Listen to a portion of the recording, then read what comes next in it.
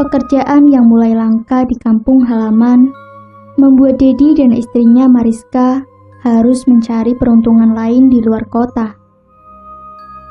Dedi mendapatkan pekerjaan proyek pengerukan lahan yang akan digunakan sebagai lahan perumahan di salah satu kota besar di Jawa Barat.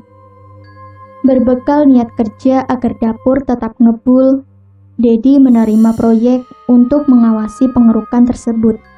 Dedi benar-benar asing dengan lingkungan proyeknya kali ini. Nyaris tidak ada satupun yang dikenalnya kecuali Kusnadi, kakak sepupu istrinya yang memberikan pekerjaan itu. Singkat cerita, ada salah seorang pengawas proyek yang akhirnya menjadi teman dekat Dedi selama mengawasi proyek tersebut. Sebut saja Martin namanya. Nasibnya sama seperti Dedi, seorang perantauan asal salah satu kota di Jawa Tengah yang mencari peruntungan bekerja di luar kota. Karena merasa sebagai sama-sama perantau, Dedi mulai cepat akrab dengan Martin. Sering Martin menjemput Dedi sebelum berangkat kerja, dan begitu juga sebaliknya. Tak jarang mereka saling pinjam uang ketika salah satu sedang tidak ada. Sampai kemudian suatu waktu, Martin mendatangi Dedi. "Bro, sorry, aku mau ngerepotin lagi." Martin membuka obrolan di depan bidak proyek. Sambil mengawasi truk material yang hilir mudik, Dedi melihat ada raut serius di wajah Martin. "Kenapa bro? Kalau aku bisa bantu, pasti tak bantu." Martin menggaruk-garuk kepalanya. Dia membisiki Dedi jika sedang membutuhkan uang untuk modal menikah. Sekitar 40 juta. Karena sudah terlanjur percaya, Dedi langsung meminjami Martin. "Nanti jam makan siang bareng aku ke bank. Sekalian nanti makan siang bareng." Dedi menyahut sambil tersenyum. Siang itu, Dedi meminjami Martin uang. Martin berjanji akan mengembalikan uang itu sebulan lagi setelah acara nikahannya selesai. Dedi menepuk-nepuk pundak temannya itu agar tidak terlalu khawatir. 1 bulan berlalu sejak pinjaman itu. Martin kembali dari cuti nikahnya dan bekerja lagi. Tapi Dedi melihat ada perubahan sikap Martin.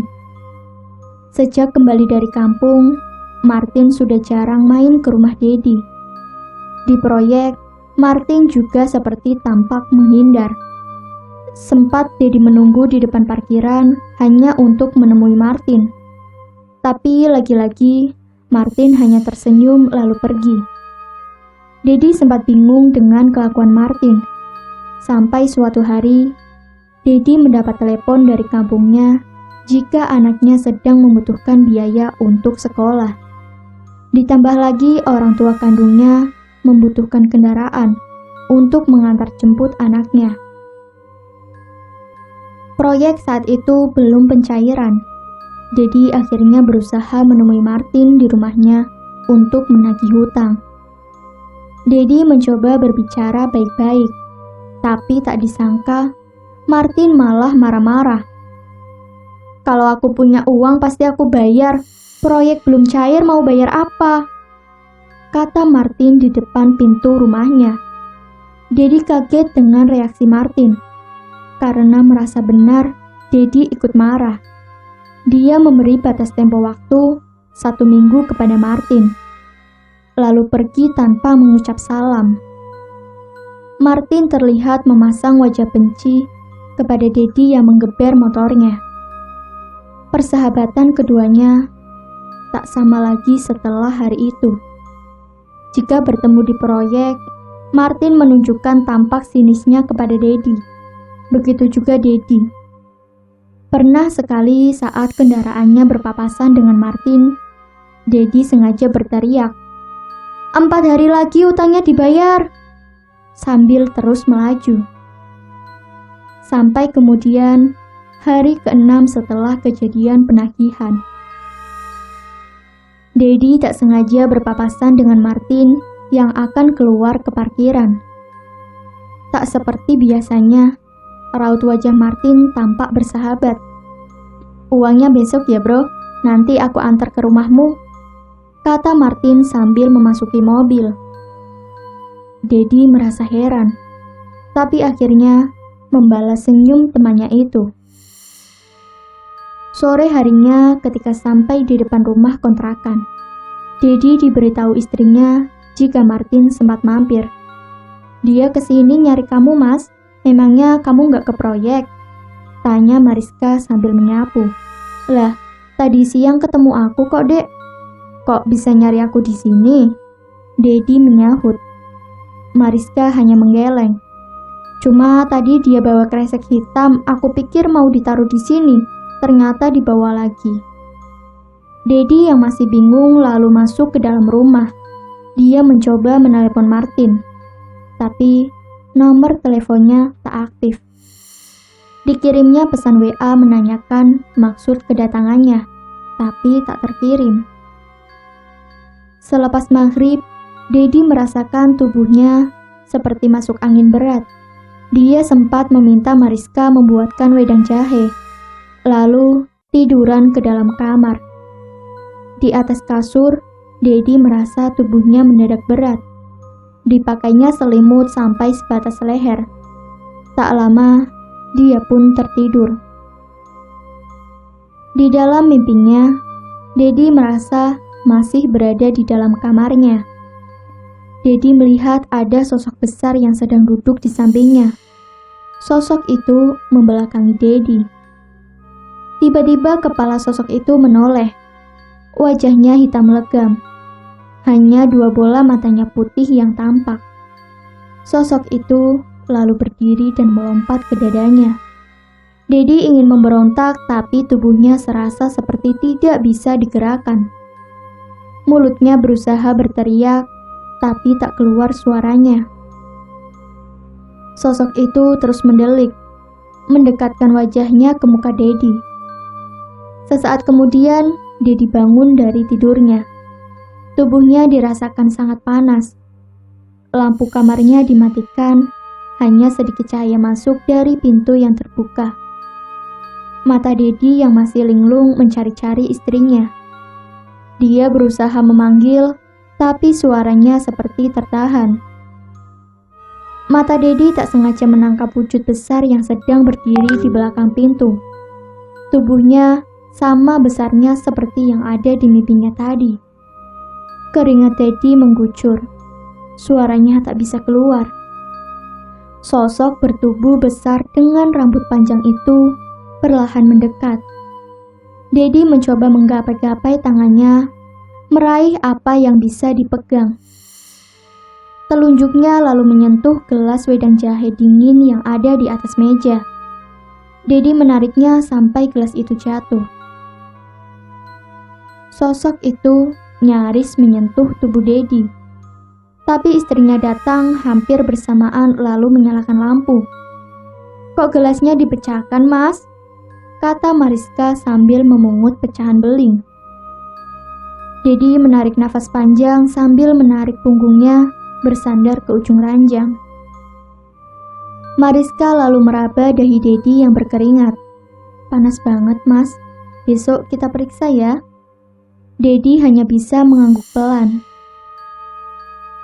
Esoknya, kondisi Dedi semakin parah. Bahkan untuk naik ke atas motor, kakinya tidak kuat. Akhirnya Mariska meminta bantuan tetangga kontrakan untuk mengantarnya. Di klinik, dokter tidak mendiagnosa Dedi terkena tipes dan diminta untuk rawat inap. Tapi Dedi tidak mau. Dia memilih beristirahat di rumah. Karena sejak masuk ke area klinik, Dedi melihat banyak pasien yang tampak berdiri pucat. Beberapa dilihatnya memiliki luka menganga di bagian tubuhnya, tapi mereka tetap berdiri dengan tatapan kosong. "Aku istirahat di rumah saja, Dek. Nanti mintakan surat saja ke dokter," Dedi memberitahu istrinya dengan suara serak. Akhirnya, Dedi dirawat inap di rumah. Mariska mencoba menghubungi Martin, tapi lagi-lagi ponselnya tidak aktif. Ketika mengantar surat ke proyek, Mariska sempat melihat Martin, tapi teman suaminya itu justru berjalan menjauh. Di rumah, Dedi hanya bisa berbaring saja. Kaki dan tubuhnya terasa lemas. Mariska masih mengantar surat ke proyek dan belum kembali.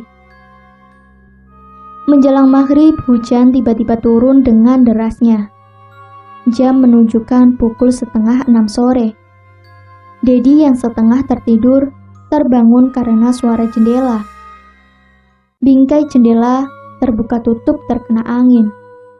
Dedi mau beranjak menutup, tapi tak kuat menopang badannya. Lampu-lampu rumah belum menyala. Tanda istrinya belum pulang. Dedi mencoba memaksa tubuhnya yang mulai terasa sakit untuk turun dari kasur.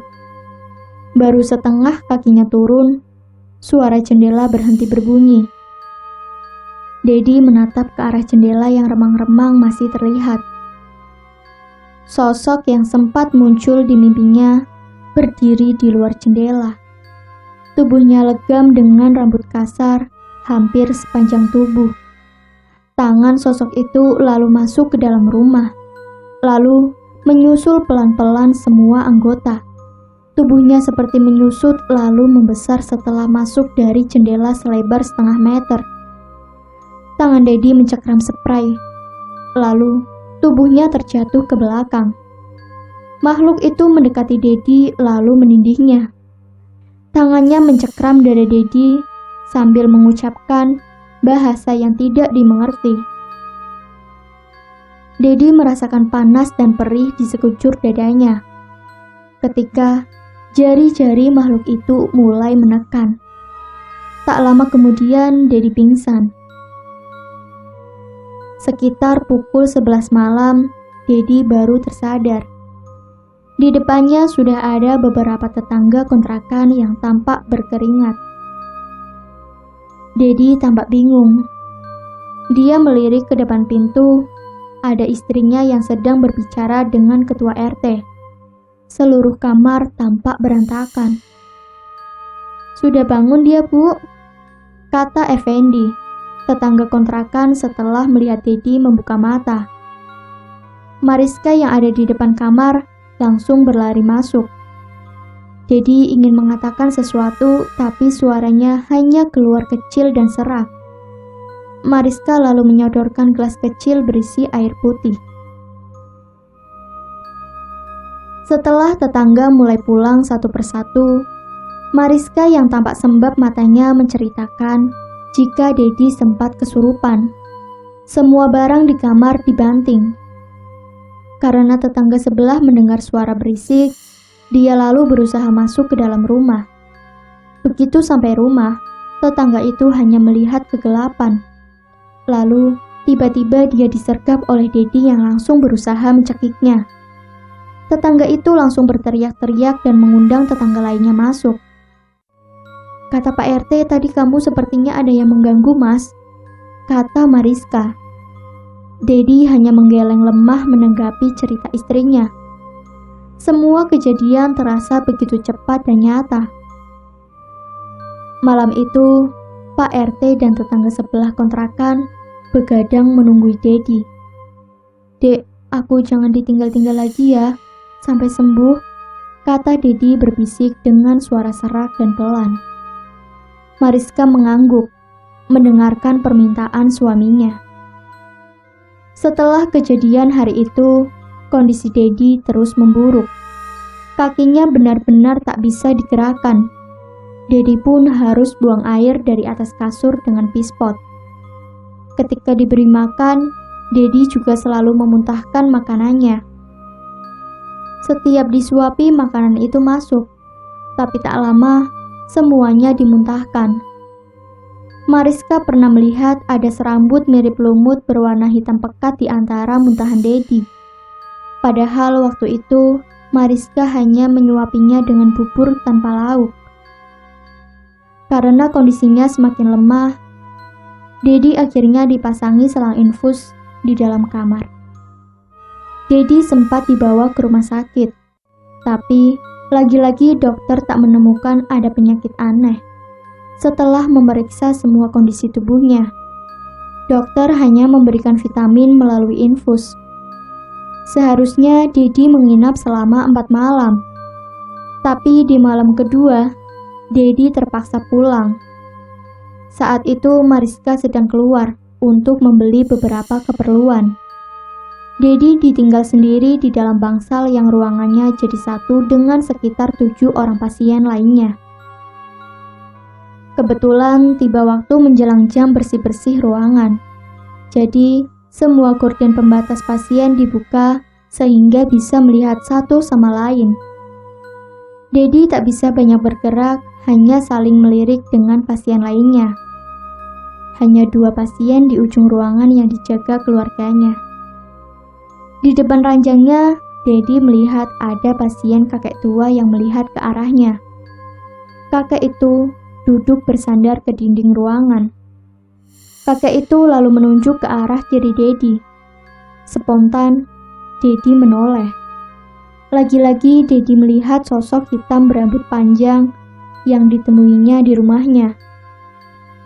Karena cahaya cukup terang, Dedi bisa melihat jelas makhluk itu berdiri di antara ranjangnya dan pasien di sampingnya. Kali ini makhluk itu tak sendirian. Ada 2 makhluk lainnya yang berdiri di sampingnya. Bentuknya nyaris sama. Yang satu kurus tinggi dan yang satu lebih kecil. Makhluk hitam besar itu mendekati Dedi. Mulutnya terbuka seperti berbicara. Dedi melotot ketakutan, berusaha mundur. Tubuhnya terasa kaku, sulit untuk digerakkan. Mulut makhluk itu menganga, tapi seperti ditutupi serabut. Tangannya yang kurus panjang menarik selang infus. 2 makhluk lainnya tiba-tiba sudah duduk di atas kaki dan perut Dedi. Darah mengucur dari tangannya. Dedi berusaha berteriak, tapi suaranya tertahan. Urat tubuh Dedi mengejang menahan sakit dan ketakutan. Tak lama, 2 orang perawat berlari ke arah Dedi, lalu memegangi tubuhnya.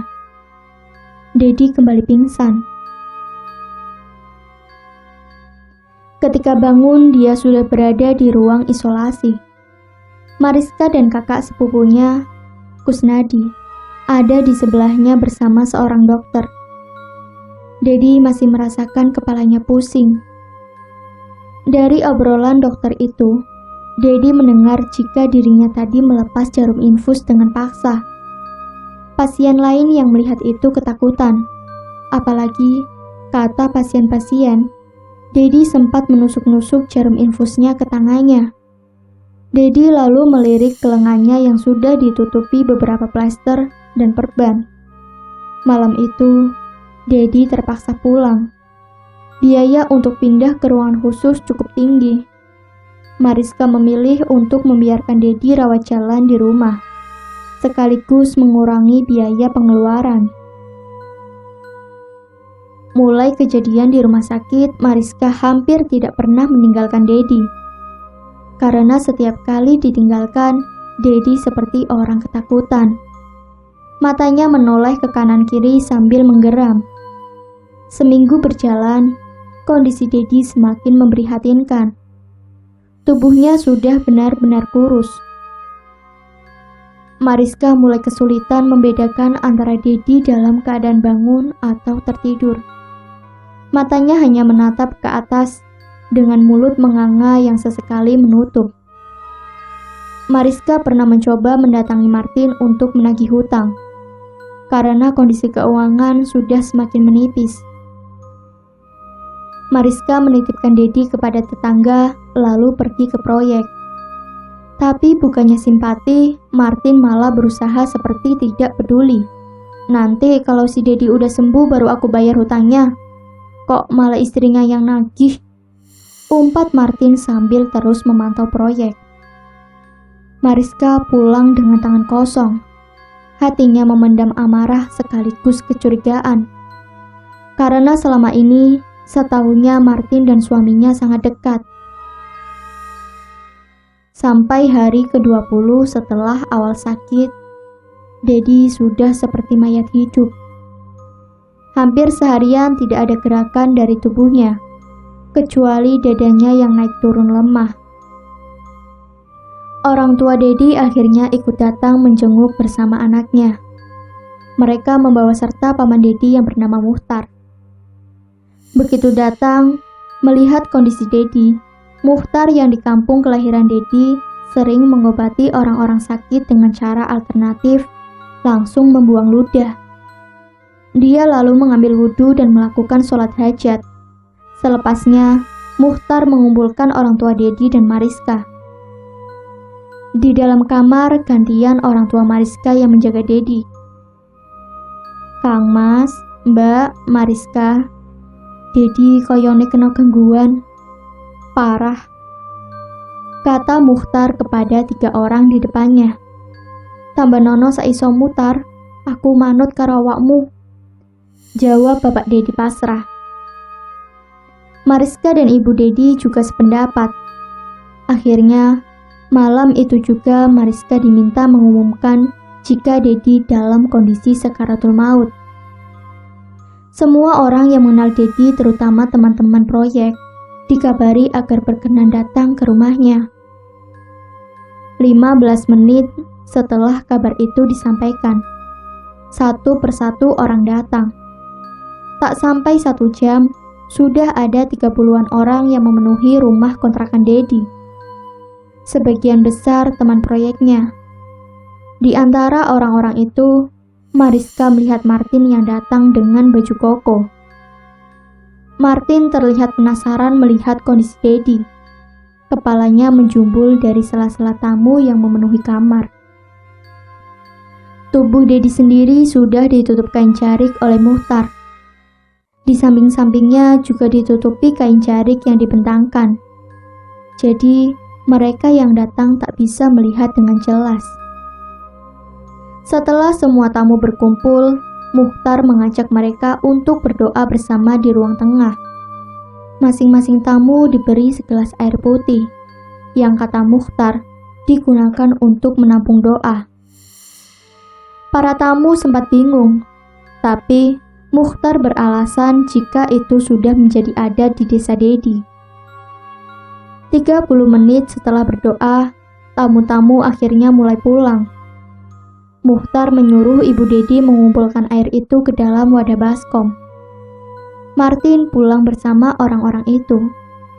Berulang kali dia terlihat mencuri pandang ke arah kain yang menutupi tubuh Dedi. Selepas semua tamu pulang, Muchtar memanggil ayah Dedi untuk menemaninya masuk ke dalam kamar. Air yang sudah diwadahi baskom dibawanya masuk ke dalam. Muchtar lalu mematikan lampu kamar. 2 batang lilin yang dibawanya di saku dinyalakannya di meja samping kasur Dedi. Muchtar kemudian tampak mulai berdoa. Ayah Dedi menemani di sampingnya sambil menunggu perintah dari Muchtar. Cahaya batang lilin menerangi seperempat ruangan kamar. Muchtar berdoa cukup lama. Ayah Dedi beberapa kali menguap saking lamanya menunggu. Mata ayah Dedi nyaris terpejam ketika dia menyadari ternyata ada sosok makhluk bertubuh besar yang sudah duduk di atas kasur. Sosok itu seperti sedang menunggui tubuh Dedi. Ayah Dedi mulai merasa tak nyaman.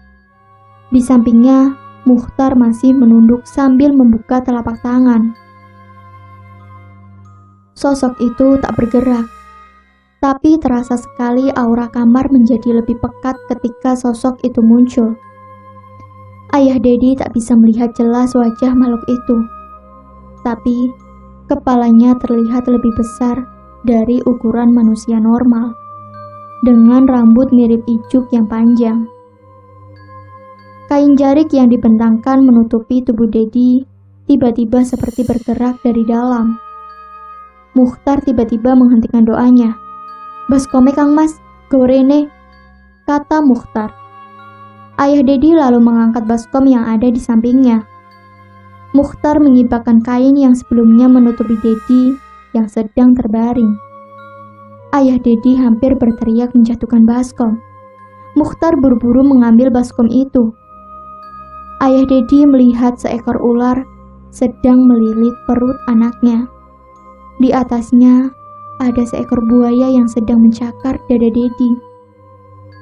Wajah Dedi menganga kosong. Tak menunggu lama, Mukhtar langsung menyiramkan air dari baskom itu ke tubuh Dedi. Begitu air menyentuh tubuh Dedi, sosok ular dan buaya yang tadinya membekap tubuh Dedi langsung mengendur. Ular melepaskan lilitannya, lalu mengejang kaku. Begitu juga buaya yang bergulung menjauhi tubuh Dedi. Sosok hitam yang tadinya hanya duduk, mendadak berdiri dan memunguti dua hewan itu. Dia tampak marah dan mendekati Mukhtar. Dengan cekatan, Mukhtar mendahului mendorong sosok itu sampai terpental ke belakang. Sosok itu mengeluarkan bahasa-bahasa yang tidak bisa diartikan. Mukhtar seperti tak mendengarkan kompromi. Dia terus mendorong sosok itu sampai akhirnya menghilang di kegelapan kamar, diiringi percikan api. Tubuh ayah Dedi langsung terduduk lemas setelah makhluk itu hilang. Mukhtar beranjak menghidupkan lampu kamar. Begitu lampu menyala, ayah Dedi melihat anaknya tampak bernafas dengan normal. Matanya melihat ke kanan dan ke kiri seperti orang bingung. "Bapak," kata Dedi lemah sambil menatap wajahnya. Setelah kejadian itu, kondisi Dedi perlahan mulai membaik.